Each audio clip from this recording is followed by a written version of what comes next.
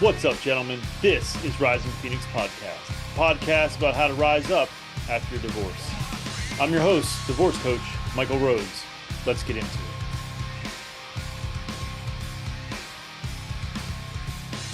Hello and welcome to the show. This is episode 146. This is the Tom Arnold and Monika Casey episode. The reason I'm doing an intro to this episode is because I'm going to ask a favor of all of you. As you'll hear at the end of this, I tell Tom that I'm going to ask him for a favor. Now, you don't hear that question, but I'll let you know now is that I asked Tom to help bring Corey Taylor on this podcast. Corey and Tom are friends. So my favor that I'm asking you is for you to go to the Divorce Party Podcast Instagram and follow them and comment on their latest post that you heard their episode on Rising Phoenix Podcast. Make sure that you tag Rising Phoenix Podcast. I'm hopeful that this will help me further the cause of getting Corey Taylor on this podcast. So please do me this favor and go and follow them on Instagram and comment on their Instagram. I would really, really appreciate it. It would mean a ton to me to be able to have Corey on this podcast. And I think if we all come together and comment and follow on their Instagram, it will help things and help me achieve that goal. So please, if you can, take the time, hit up Instagram, follow them, and comment. Here we go, episode 146. Joining me today is the lovely Ms. Monika Casey and the legendary Mr. Tom Arnold. Thank you both so much for doing this. Thank you. Appreciate it. Monika is lovely. She knows how to, or look at her, how she looks. There's something, I keep telling my sister, I want to look like Monika. I want the same thing, the same lighting, the same everything. And you're in it, dark. You got it. Your Phoenix Rising thing is a very, Are you in a man cave? Yeah. Well, I call it a studio. It's really just my basement, really. But yeah, yes, it's my man Nice. cave. Yeah, good looking. What? And Tom, I see you got a new camera. You're looking. I did. It's confusing me though. You look good. You look very HD. Well, we're trying to get it. Yeah, I need to be less HD because the thing about HD is you can see the shit on you, and I'm trying to avoid that. Well, that's a wrap for this one. As you can hear, I asked Tom for a favor, and I'm going to reiterate, I'm asking you for a favor. Please go to Divorce Party Podcast Instagram, follow them, comment on their latest post that you heard their episode on Rising Phoenix Podcast, tag Rising Phoenix Podcast, leave a good review if you want, say something nice about me, about them. I don't care exactly what you say. Just at least say that you heard their episode on Rising Phoenix Podcast. So if you can do that, I would really, really greatly appreciate it. Yeah. Let's just jump right into this. So, Monika, I kind of wanted to ask you a few things. So I was doing a lot of homework and trying to understand all of your stories. And from what I could gather, you were the first of your friend group to divorce, and you didn't have a strong relationship with your family. It seems like your mom's by the way, that's something we all have in common, apparently. So who did you lean on for support, and what was the most difficult thing that you needed help with? Yeah, I mean, I definitely leaned on my close inner circle of girlfriends, and then I just I'm good at like orchestrating a schedule for myself. So I would make sure I had like therapy once a week, sometimes twice a week if I needed it. I would make myself work out even if I didn't want to, or go for a hike. But like definitely friends. And obviously, I had a really great nanny. So that helped. I bet. Yeah. Yeah, it's good. It's good to have people in your life you trust. And I tell people, I've been divorced 4 times, and my male friends are worthless. Especially because initially and still for 7 years, there was a lot of legal stuff and police stuff and stuff with involving family court again and again and again. And you, my male friends like, whoa, I don't want to hear. What did you do? And I said nothing, but I have women friends like Monika who I can share. Because you do need to share. You won't believe what happened. You got to watch this tape of what just happened outside my house. And Monika, because Monika will tell me the truth. I think she also is the kind of person who'll kind of, if I'm wrong, she'll go, well, here's what, in a loving way. And I got a couple, I also have a nanny, a housekeeper nanny who speaks no English, been with us since the kids were born. and is amazing. She pretends she doesn't speak English from me, but she's amazing. She's on the right side of everything. And then Yeah. I have there's three women. Then my young Mm. assistant, who's I say young compared to me, but she's been with the kids and I for 6 years. And you get somebody that's good with your kids. You know, Yeah. you're like, I got to keep that person around, especially someone that's had to deal with nonsense from your ex, like in their face, like it, Mm. threatening them, threatening the police, threatening immigration, to call immigration.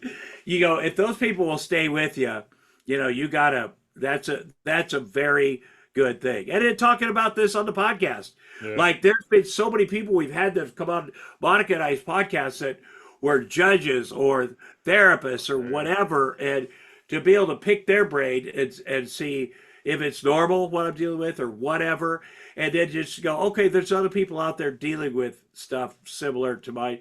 That is helpful. So it to me, I'm very much about airing it out and talking about it. Everybody, Monica and I met in the parking lot of our kids' school, and I would watch. I go there and I watch. There's a lot of great moms. You can tell they're working the, how they do, and I'm always up for learning new things. But Monica has a great kid, my son's age, great mom. You see it all. I know she's going through a divorce. She said something nice about me on the radio.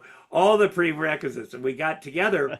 This is years ago, and we talked about she was in the middle of it too. Mm. A divorce from a Yeah. person, a well-known person, Mm. and struggling with to figure this stuff out. Now she's gotten on the other side of it, which is what usually happens. What usually happens. But I haven't, unfortunately. But she was very honest, and I can also tell. Oh yeah, she's that thing that everybody gets when they're going through this sort of the post-traumatic stress. That thing was still. She's worried. Will I work? Will I?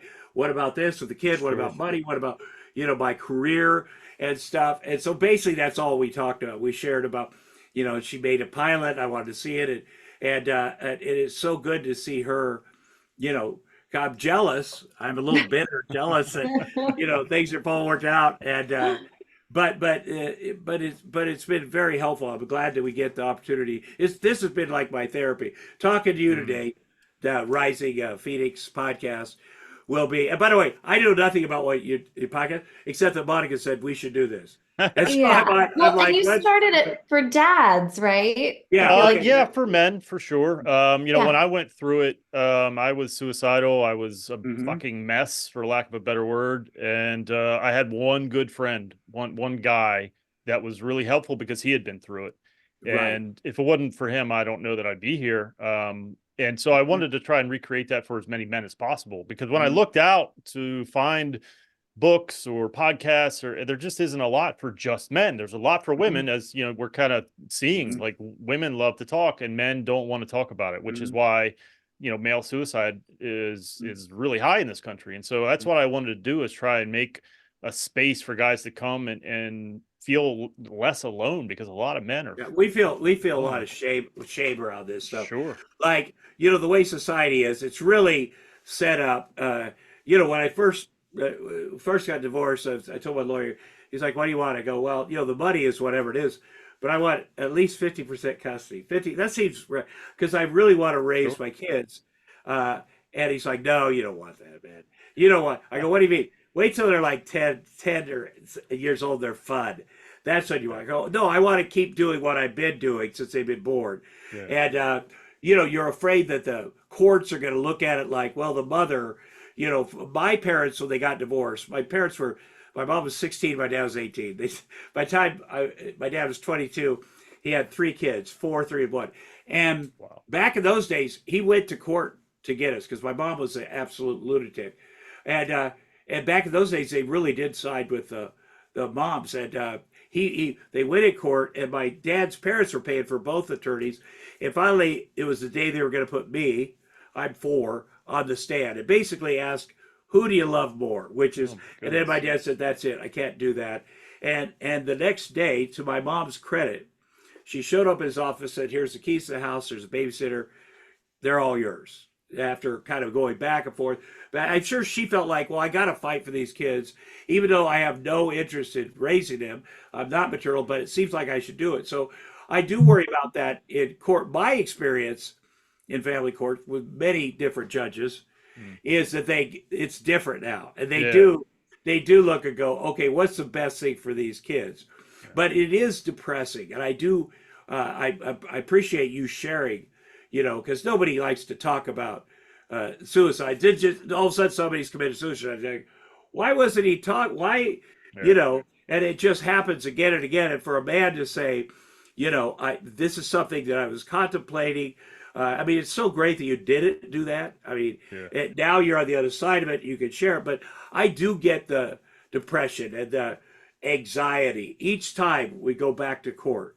It comes up. I get served. I'm like, "Wow, this is crazy," and I try not to bring that. I told Monica the last time Sure. I'm going to try to be cool, try not to go to the worst case scenario because that just isn't going to happen. Now it does cause anxiety and fear and Sure. your self-esteem, and you also your world gets so small. Yeah. It's like Yeah. Yeah. for a while. You're like, Yeah. okay, nobody else can understand this, and so I think it's great that you have this Yeah. Thank you. podcast. Get men talking. Yeah. So Tom, is there a light at the end of the tunnel, or are you going to keep like, Well, no, I mean I can't control what she does. Like she'll sure. show up here and do the stuff, call the police or whatever. I could just say that I have a lot of cameras, which is helpful because the cops are go, what is she? Every moment of the kid's life has been filmed. I have 21 Yeah. cameras inside out since they've been born because who knows what she's going to do. Yeah. So the light at the end of the tunnel, there's a great a court psychologist that Monica and I met and kind of had her examine my situation. And she said, "Yeah, good news. She's not a psychopath who wants to murder you." I go, "That's good. She's a sociopath who wants other people to murder you." And she has Oh. narcissistic personality disorder, which I've read a shit ton of books about now.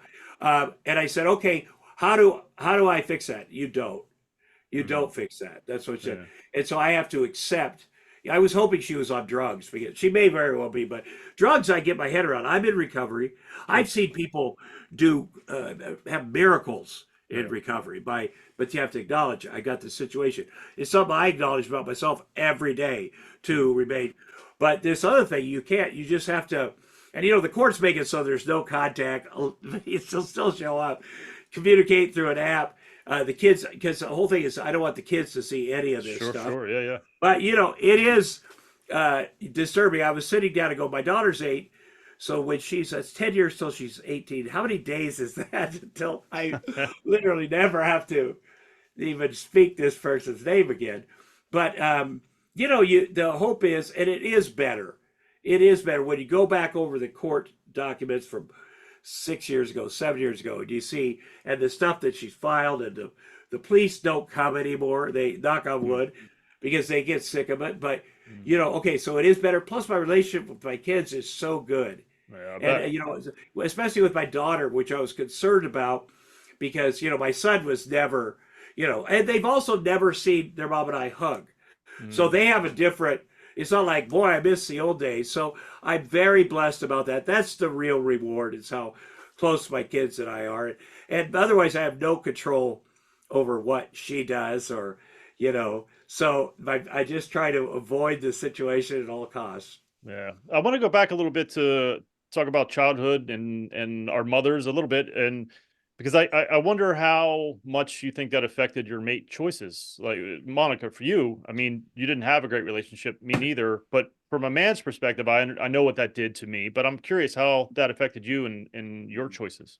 Yeah, I mean, I think that I chose the types of relationship I chose by seeing what my mother accepted in the home and what she accepted, even though it never felt good to me to see or hear the things that I did. I don't know, like I just didn't have a certain level Yeah. of self-worth. It took a lot of years to get it and a lot of thousands of dollars of therapy to help me find it. Yeah. Like, and which I feel like is something we probably all will struggle with or for the For rest of sure. our lives, almost like being in recovery, it's like Yeah. we're all trying to feel more worthy. But yeah, I definitely think seeing what my mom accepted did not serve. And it was funny because when I was younger, I used to like blame my stepdad. I'd be like, it's, he was such a dick or this or that. And it's like, Right. but you learn from, you know, the other person as well. Do Well, you I think worry?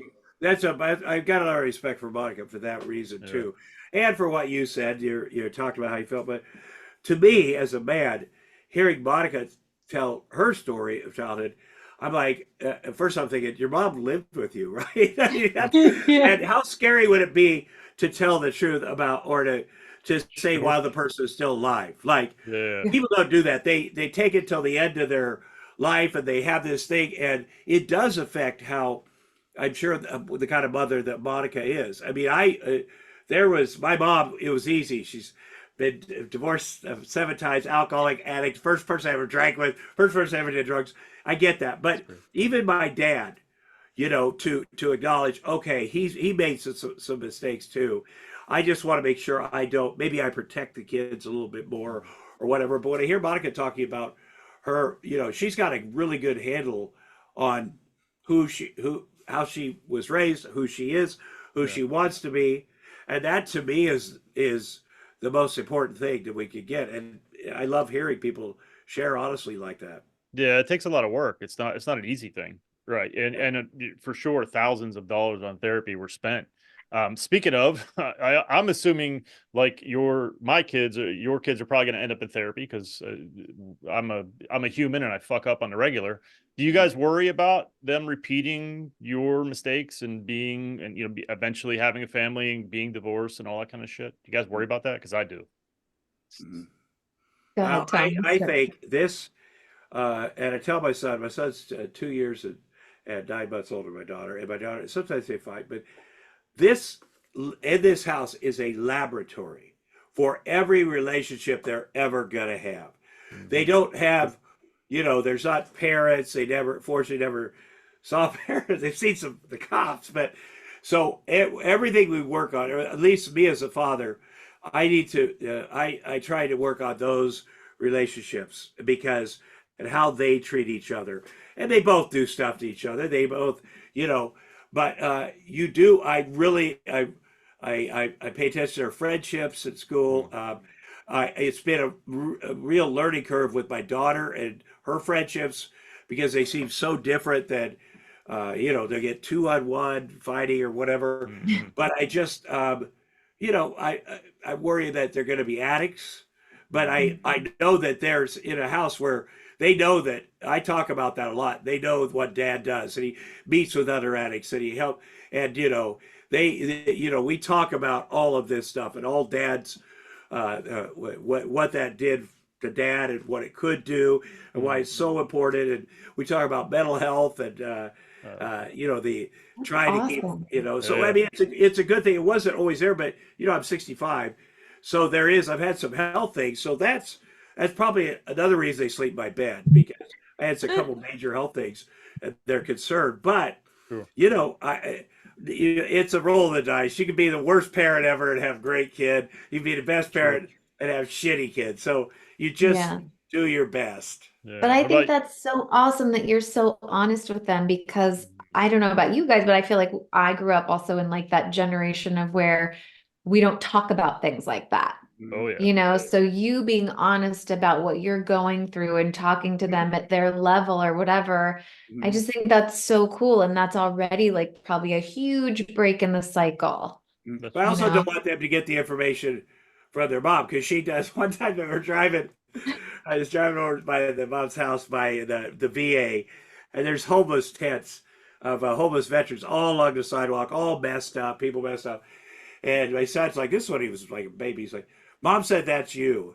And there's somebody having a psychotic break. And I said, well, it's not me now. And but it could have been. It could Mhm. have been. Like she'll say things that's scary. See that crazy person? That's your dad. Whatever. But I say, you know what? It could have been. I have a lot of empathy for these people because but for the grace of God, that's So I am aware. I never was, living on in a tent. Yeah. But you do think, well, if I keep it up, I'm going to be dead or in prison or that. And there's certainly enough people in prison in my family that there's a lesson there. So it does. You do have the opportunity to discuss more things Yeah. with your kids. I mean, I don't. And Monica, like, my son, who's 11, he plays Fortnite with his friends, and they shit talk each other. We were driving to school, and he said, his son's gamer handle. All of his friends are something 69, Of something course. 69. And I said, Jax, do you know what 69 is? And he said no. And I said, it's a sexual thing, son. And he's like, oh my God, that's so gross. And my daughter leads in and goes, I want to know what it is. Oh What is it shit. exactly? And I go, well, okay. And it's an opportunity. You got to answer a question. And I said, well, it's when two people are in love and, and they're naked and one stands on their head. And she goes, that is, and I said, like, please do not No. ever talk about that again. That's the best way. But my daughter goes, like you and mom. I go, not like it. And that's the good parenting, because when she said like you and mom, I wanted to go. That's disgusting. But I did. But You you got to split the didn't. difference. I go. I don't remember, but I think a lot of people, because you don't want to go, oh, your mom is disgusting. But there are all these opportunities to answer questions. You Yeah. don't want them to live in fear of things. And Yeah. We worst want them to case, talk to us. yeah. Yeah, for sure. Yeah. Is that I don't go totally no, go ahead. worry about my daughter, No? but I mean, I think, you know, we could all use a little therapy. I feel like it's sort of Mhm. like learning the puzzle Oh of yeah. you, and I feel like it only gives you an advantage in life. You don't have to be broken to go to Right. therapy. Good. But Good. I Good. feel like I already feel better about the type of person she already is and is going to be because of, yeah, like with Tom, like just trying to do better with more knowledge than our parents had. And, my daughter already has a better relationship with her father than I did growing Yeah. up. So maybe she won't have the same daddy issues.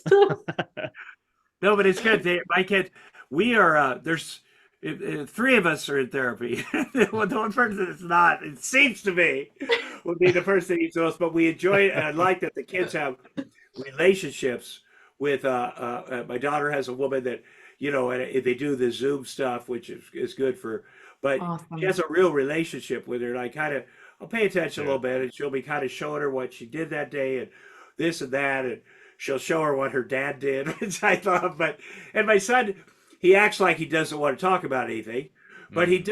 he does do it. And I tell him, this is yours. I'm not spying. I don't want to know. I'll check in. I'll have a thing with the therapist myself once a month where kind of go over stuff. But I think it's a good, you got to get the right person for your Yeah. kid. Mm, Did you struggle with not speaking ill? Because they all say that's one of the cardinal rules, right? Don't speak ill of the spouse. But for you, someone keeps taking you back to court and showing up at your house and nonsense. Like that must have been really fucking hard not to be like your Well, mom's fucking crazy. well, here's the thing. My dad, when I was young, my mom would show up wasted and knock over the Christmas tree drunk, and my dad would just laugh. I Mm. think thought he was taking the high road. She was entertaining. Now, I knew from the time I was 4, she wasn't a mother. Like she said, I'm not maternal. I'll never tell you I love you all, but whatever. So there was no illusion for me. But my sister, who's a year younger, our mom was her idol. Mm. It was this mysterious woman, like a superhero, that comes in and acts all crazy. And so my sister in life, I moved in with after my dad got remarried when I was 10. When I was 14, I moved in with my mom because I wanted to do drugs and not cut my hair and drink. I mean, that's all. Like I wanted no rules. Yeah. And then my sister followed me at 14, and her and my mom were best friends. And because she believed this thing about her, they were drinking buddies, drug buddies, and she made my sister get married to a 22-year-old pedophile at 14. And I mm, wonder if dad would have been like, and what I do with my kids is this: something insane happens in front of them, I just say, that wasn't okay. What just happened? I don't treat people like that, and I Mm. don't want you to treat people like that. And then we move on. But you need to take that moment because they're so it's so painful for a kid and everything. But just take a moment to go, okay, that wasn't okay. And people would tell me, hey, when they're a little older, they'll know. But they know now. I can just tell you, Yeah. and it's not. My son will come out and go, hey, you want to know what happened to Bob's this weekend? I'm like, absolutely not. He's like, well, she wasn't home all weekend. I go, that sounds like a great weekend. I wish I had more of those. So I don't, you know, I just don't do it. And I know that she does that. She'll say, don't be a pathological liar like your dad. Like, that's hard for kill kids. But they'll tell me. They'll at Yeah. least tell me. And I'll go, well, yeah, that's not how you do it. But, you know, it's there. I think that it's going to, you know, showing up at school. Like she'll show up at the school and take pictures of their lunches. And I made them, I put them in the court thing. Like, and they're pretty good lunches, actually. She is a bit of a ticking time bomb, I have to say, because her, you know, the more times she fails in court, which, by the way, my lawyer keeps saying, does she ever get tired of losing? I go, no, no, because she's winning by doing. But I think that they'll, you know, my hopes too was when the kids got a little older, you know, double digits, that would go away or whatever. Or You you could hope do. she like meets somebody else and then Oh it's like God, I would that's her freaking focus, love it. Yeah, have you right? considered paying a matchmaker to hook her up with I somebody? know, but I have a private detective that's like, I did. How far do I want to take this down with this Yeah. guy? But a matchmaker, no, there's no. You know, in your mind, normally you go, okay, this will resolve this. People will get, you know, and because of my personality, you know, I can forget what all this stuff is because it's not like she would ever acknowledge it or talk Right. about it. What do you three of the past? I go, well, it happened yesterday. You called, you're out front of the Yeah. house, but you know, you have to think differently than you know, you have to have empathy for someone that has no empathy. Mm. Not, it's not even. That's just what her thing is, her personality disorder. It's you keep assuming, well, of course, it's going to come around and going to have these things, but no. And you know, it's a person that when I've had my health issues, steps it up. Like steps it up. I can tell you my Mhm. last story. This is I was 4 years ago. People say, "Are you better off today than you were 4 years ago?" And I go, "Yes," because I was on life support 4 years ago, and I got COVID very early. I Mm. got another virus.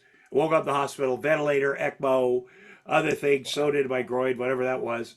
And like my first thought was, I got to get out of here and go get the kids. And it was pretty gloom and doom for a while. After 2 weeks, I went over to pick up the kids. I was winded. I go and I get the kids and get in the car. It's all good. And then my son says, Daddy, Mom cried when she heard about you in the hospital. And I'm like, oh my God, son, that is so sweet. And he's like, she cried because you lived. Like they know. Like it's not even, Oh I my swear to God, God. she cried because you lived because there's a life. That's But you fucking know, terrible. you just got to go, okay, this is going to be, I don't like it when people say, well, this person has to be a big part of your life because you have kids. They don't have to be a big part of your life. I also don't think it's very good for me, for physiologically, for my health, you Sure. know, to be Yeah. engaged. And I am right trying to figure out ways to not engage, like Yeah. to not fall for, take the bait and fall for it. But you do have to defend yourself in court or this other stuff. And I've been very, very lucky. I mean, you know, it's been a lot, and I've been very lucky, and I'm grateful. You I know, want to shift a little bit and talk about divorce in general. So in America, the majority of divorces are filed by women. The Monica, I don't think you actually filed, but I think it might have been your idea. But why do you think there's so? It's about 70% women. The Yeah. filings are by women. Why do you think that is? I mean, my opinion is sure. that women have fucking had it. Hmm. Women are tired of being the girlfriend, the wife, the cook, the maid, the mother, the nanny, all the personal assistant to your partner, and then still expected to, contribute. It's like that. I know moms, that don't work, and then it's held against them that they don't. Or Hmm. if they do work, it's held against them. Like you don't spend enough time with the kids. And then when they do work and bring in the same amount of money, they're also still expected to do X, Y, and Z on top of everything while maybe their partner's, napping all day on the weekend and, Right. going to golf for 9, 12 hours. Not saying there's anything wrong with that, but, I just think there's just, I feel like in our society or whatever, it's too much for anyone. Mhm. Yeah, And I yeah. think that also too, once you have kids, Mhm. if you have kids, I think that amplifies all your problems even more I feel like it makes or breaks you. And I just, for me personally, I just was like, I can no longer do I can no longer accept what is going on. So I'm willing to take a chance. I'm willing to like burn it all down to the ground and see what happens because whatever, if I'm not still on this hamster wheel one more fucking day, I'm gonna lose my mind. And did you have any thoughts at any point? Maybe we can make it work. Like where it got really hard and you're like, this is really fucking hard, a lot harder than I thought. Maybe I can make it work. Did you have any of those thoughts or were you like, fuck it, I'm done? Oh, I mean, yeah, there were definitely lots of back and forths and Yeah. I filed for divorce. I'm going to tell you, I'm one of the men, and I'm secure. I'm sure that I did everything humanly possible before Mhm. went to the yeah, therapy. I mean, she yeah. was saying she wanted a divorce for years. I go, let's work on this thing. Now we got a little baby, but I went to all the therapies, did all this stuff. Never really it was about me, and I thought it must be about me and my things. But when there was kids, when the kids came, it makes it clear this is untenable. This is this is a big problem because you could kind of put up with a lot. Yeah. It was insecure.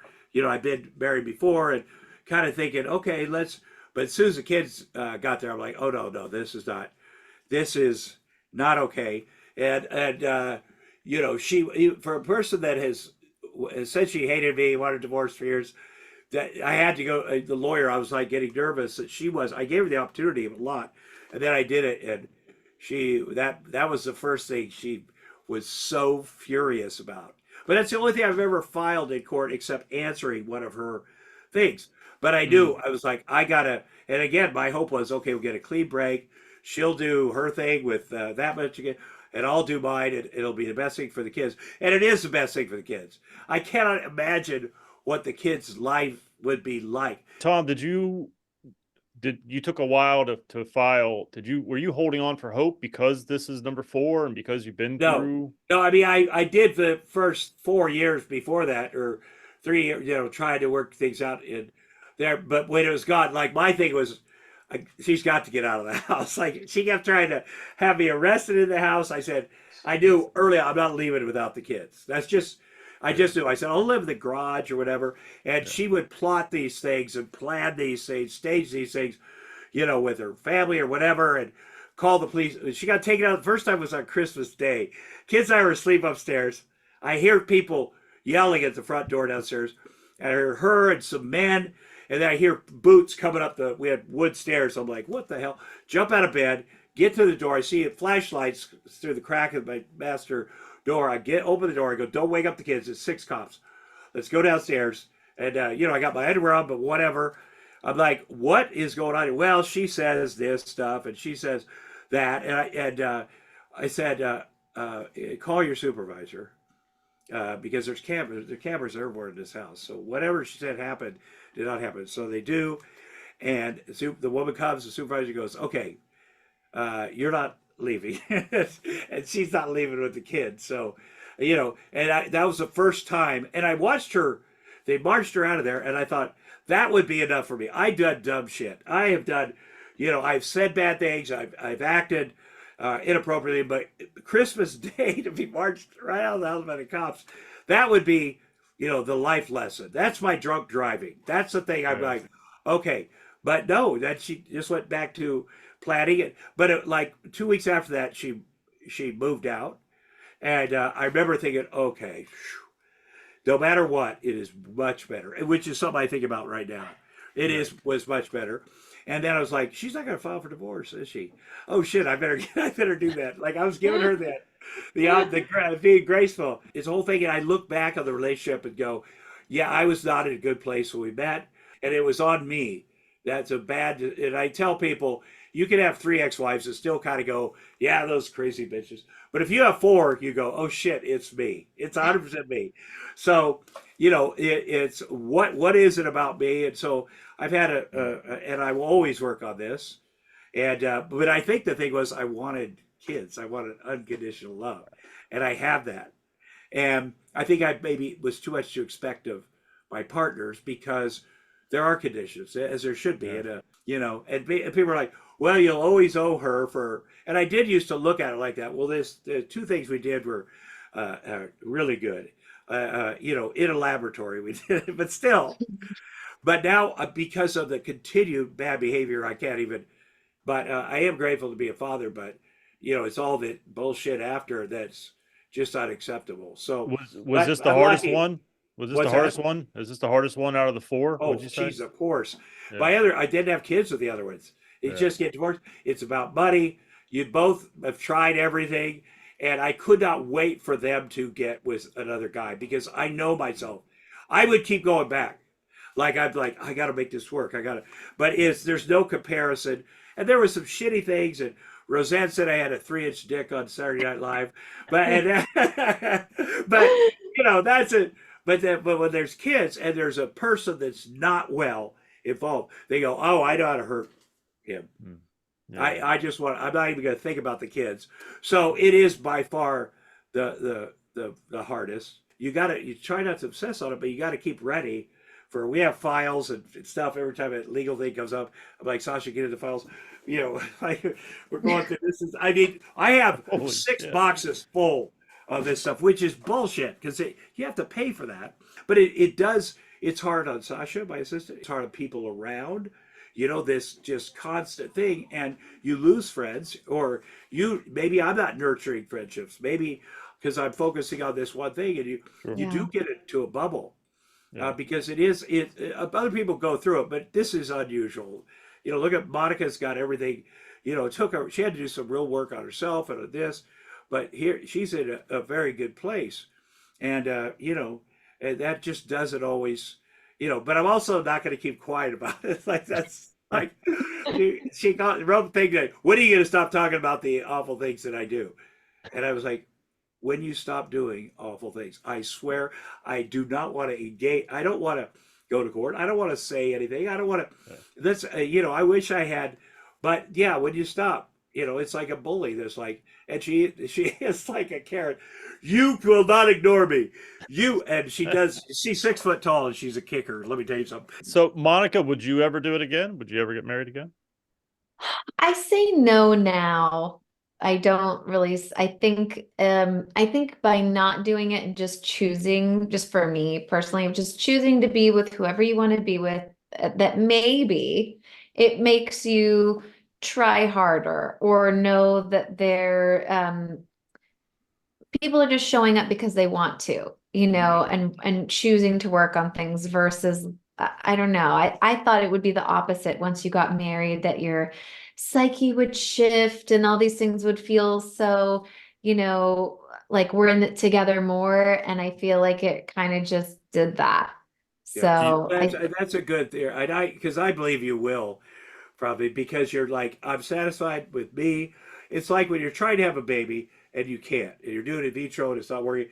A lot of times you stop, take the pressure right. off. Okay, give up, and then you get pregnant. I think what you're describing, and I've seen you with all your friends, and you're the cream of the crop. Like, you have some crazy friends; they're great. But I mean, I've seen you, and I believe you when you say, "Oh, this is good enough. This is, Yeah, instead of getting something bad." Because a lot of the women, in case if you remember, who were divorced once, jumped into the next thing. And that was worse. That was where we've interviewed a few of them. Like, yeah. it's crazy the stuff they put up with. But Yeah. you're I like sad. the whole Goldie Hawn, Kurt Russell. So, Oh just yeah, be I like that together. too. Just be together. Yeah. Yeah. Do you think marriage is necessary Yeah, anymore? I feel like we've talked to lawyers and it's like, yeah, I mean, you can just come up with all kinds of little legal agreements or things you need to navigate through life with kids without them.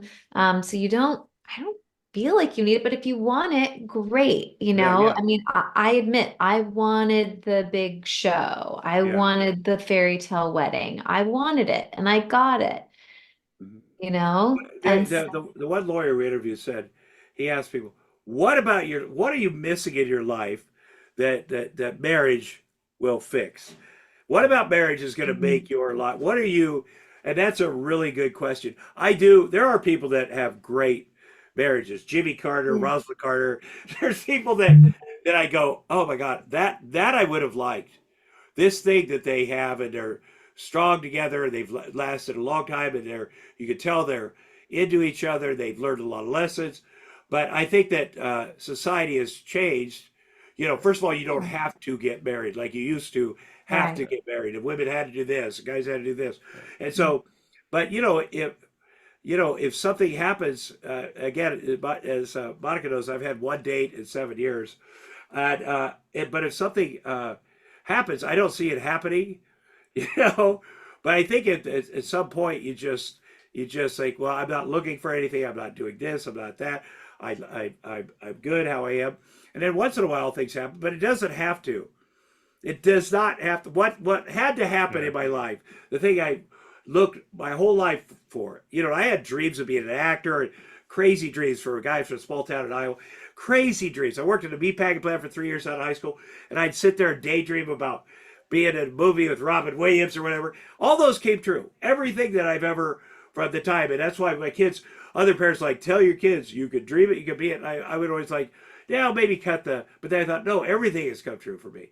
But the thing that when I became a father, I realized, oh, that was the thing, and it almost Yeah. did not come true. So, what could be, what could I add to that? Well, I got one more question. It's kind of the last one I ask everyone, and then I got a favor to ask Tom. I'm going to use this opportunity to ask a favor of you. Sorry if Okay, that's not appropriate, but I'm going to do it anyway. Fuck it. you want to see? Hold So on, you want to see my 3-inch dick? Well, it's not. It, by the way, 3-inch when dick. she said that, 3-inch it dick. was after we broke up. I thought, I bet we go back to being friends. Me and my friends. She's hosting Saturday Night Live. Let's watch it. That was in the monologue, and it did give me my best joke ever, which is, yeah, but even a 747 looks small when it lands in the Grand Canyon. Which you can't do a big vagina joke if you do it first, but it's Right. always done to. she So yeah, opened the door. Yeah, she opened yeah. the door. So go ahead, tell me what you Love got. it. Well, I'll ask you the last question I ask everybody, and then Okay. once we're done, I'll ask you, Tom. Okay. So the last question I ask everybody is, what words of wisdom would you impart to a man who's just beginning his divorce journey? And Monica, why don't you go first? Okay. To a man beginning his divorce journey, I would say be gentle on yourself. I know that sounds weird. What does that mean? But just be in your feelings, feel it, maybe try to not mask it and push it down. Talk about it with a friend, a therapist, a family member, and really just, pour your love into your kids if you have them, and date yourself. Date yourself, men. I know that seems weird, but maybe No, to just try not to just leapfrog to the next one, and just, yeah, you can hook up with people. I mean, that saying, like, the best way to get over is to get under someone. Fine. But just also date yourself and figure out what you want, like, and need, and all that stuff. Mhm. agreed. I love it. Tom? Yeah, I think Monica gave great advice. Date yourself. I think masturbation is. I'm not even kidding. Get your favorite lesbian porn. You don't have to do it every day, Yeah. but I'll tell you this: you as a man, and especially a young man, they're like, I got to get to the club and got to get something going, get some pussy. And I always say, well, masturbate first, and then decide how much you want to get out there. You're like, well, I'll take it easy tonight. It is okay to be alone. In fact, we might Yeah. want to be alone. That might be who we really are, to be alone and enjoy that time. Yeah, don't jump in. But also to the men that are fathers, you can do everything. There is nothing you can't do. You don't need a woman or a whatever. You can literally do everything with boys and girls. It takes work, and you got to listen to your women friends, maybe, but you can do it all. Don't be afraid of anything. Don't go, I can't do that. I'm a man. I can't. You can do it all. And it's very satisfying. And so, you know, Agreed. to brush yourself off, and we have one life. I'm going to tell you, if you're going through divorce, remember this. We have one life. We have today. You don't want to spend another moment of it with someone that doesn't appreciate you, love you, want you. Because the truth is, there's a line of people, there's a line of women around the block that would love to be with you. Awesome. Thank you both so very much for doing this. I really, really appreciate it. Thank you. You're Thank so you. welcome. Well, that's a wrap for this one. As you can hear, I asked Tom for a favor, and I'm going to reiterate, I'm asking you for a favor. Please go to Divorce Party Podcast Instagram, follow them, comment on their latest post that you heard their episode on Rising Phoenix Podcast. Tag Rising Phoenix Podcast. Leave a good review if you want. Say something nice about me, about them. I don't care exactly what you say. Just at least say that you heard their episode on Rising Phoenix Podcast. So if you can do that, I would really, really greatly appreciate it.